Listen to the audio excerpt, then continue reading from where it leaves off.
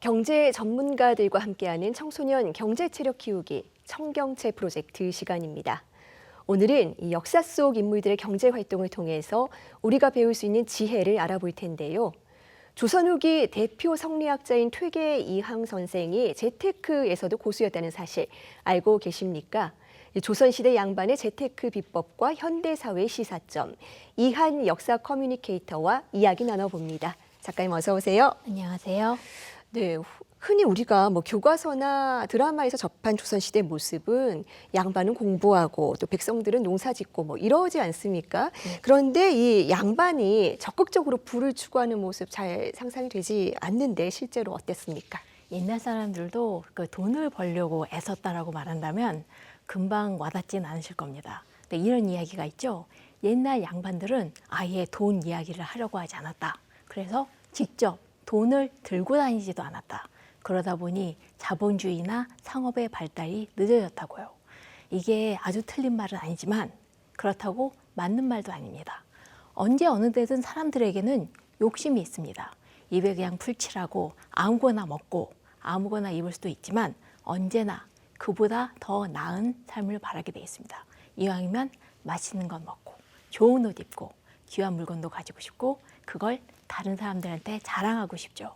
그러니까 물질적인 풍족함, 그러니까 돈이 필요했습니다. 그래서 옛날 사람들도 돈을 많이 벌기 위해 무척 애를 썼습니다. 그러면 어떤 방법으로 돈을 벌 수 있었던 겁니까? 첫 번째는 역시 농사입니다. 조선은 농업국가였으니까요. 요즘 사람들의 꿈, 경제적인 목표가 마이홈, 그러니까 나의 집을 가지는 것이라면 옛날 사람들은 내 땅을 가지는 게 꿈이었습니다. 그냥 땅이 아니라 농사를 지을 땅이었죠. 조선시대의 생업은 자기 농토에서 아니면 남의 땅을 빌려서 농사를 짓고 수확을 거두는 거였죠. 만약 땅이 비옥하면 더 많이 거둘 수 있었고요. 그리고 땅이 넓으면 더 많이 늘어날 수 있었고요. 그런데 만약 남의 땅을 빌리면 나라에 세금도 내야 되고 소장료도 내야 됐습니다. 그래서 당연하게도 사람들은 내 땅 마련의 꿈을 이룩하기 위해 열심히 노력했습니다. 네, 하지만 단순히 농사만으로는 부를 축적하기 어려웠을 것 같은데 양반들은 어떻게 재산을 더 모을 수 있었을까요? 농부 한 명이 아무리 애를 써도 부자가 되긴 어려웠습니다. 기껏해야 가족들이 배고프지 않게 살 수 있는 거였죠. 하지만 양반들은 상황이 달랐습니다. 조상들에게 물려받은 땅이나 나라한테 하사받은 땅으로 넓은 땅을 가질 수 있었고 그러면 노비를 시키거나 아니면 사람들에게 빌려줘서 부자가 될 수 있었습니다. 물론 양반 중에서 가난한 사람도 있었지만 이 사람들도 만약에 과거에 급제하거나 결혼을 해서 재산을 잘 양성하면은 부자가 될 수 있었는데 대표적인 예가 바로 퇴계 이황이었습니다. 워낙 이분은 8남매 중에서 막내로 태어났고 아버지가 일찍 돌아가셔서 가난했는데요. 그런데 과거 시험에 합격하고 결혼을 하면서 부인이 재산을 가져왔어요. 넓은 땅과 노비들을요. 노비들이 재산이라고 하니까 좀 이상하게 들리겠지만 옛날엔 신분제도가 있었기 때문에 그래서 가난하던 퇴계 이황은 갑자기 재산이 늘어났는데 그게 끝이 아니라 이제 노비들을 부리고 농사를 경영해야 했지요. 네, 자 퇴계 이황 선생도 농사를 경영해서 돈을 많이 모았다고 하셨는데 직접 농사를 지은 건 아니었을 것 같아요. 어땠습니까? 가난한 양반들은 직접 농사를 짓기도 했지만 그보다는 노비들이 대표적으로 씨를 뿌리고 농사 수확을 하는 일을 거두었습니다. 그리고 양반은 이걸 감독했죠. 퇴계 이황하면은 평생 공부만 하고 살았을 것 같지만 아들에게 보낸 편지를 보면은 농사일 이야기가 정말 많이 나와 있습니다. 밭에 씨는 뿌렸니? 곡식은 수확했니? 수확량이 얼마나 되니? 그러니까 양반이 직접 농사만 짓지 않았다 뿐이지 이 모든 걸 다 관리했다는 겁니다.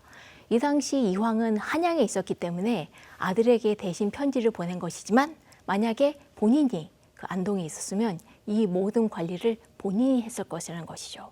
이런 농사일은 몹시 중요했기 때문에 아들이 한양으로 올라오려고 하자 네가 없으면 누가 농사를 짓니? 라고 했을 정도였습니다. 그러니까 아무리 농민과 노비들이 짓는다 하더라도 누군가가 이걸 기획하고 감독하고 사람들을 몰아줬어야 됐고 그게 바로 양반들이 할 일이었습니다. 그래야지 농사도 잘 지어지고 살림도 꾸릴 수 있었고 돈도 잘 벌 수 있었죠. 네.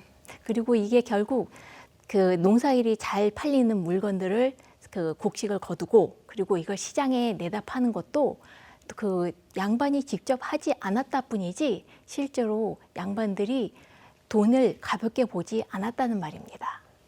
네, 재산 관리에 굉장히 관심이 많았다는 생각이 드는데요. 그렇다면 퇴계 이황 선생이 재산 관리하면서 특별히 신경 썼던 부분도 있을까요? 우선 성실함이 있겠습니다. 세상 모든 일이 성실한 게 중요하지만요. 농사는 특히 그렇거든요. 게다가 이황 선생은 유명한 유학자였죠.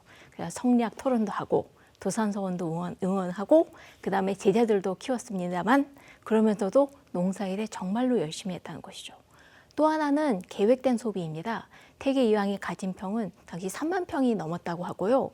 노비도 300명이 넘었다고 하는데 굉장한 부자였거든요.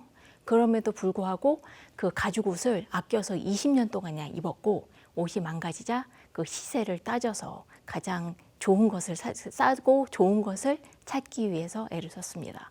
함부로 쓰지 않고 계획적으로 썼다는 것이죠. 그리고 합리적인 경영도 있겠습니다. 이황은 아들에게 편지를 보내서 그 노비들 중에 누가 일을 잘하는지 그걸 꼼꼼하게 알려줬습니다. 적재적소에 인재를 배치하는 게 중요했다는 얘기죠. 마지막으로는 철저한 세금 납부가 있습니다.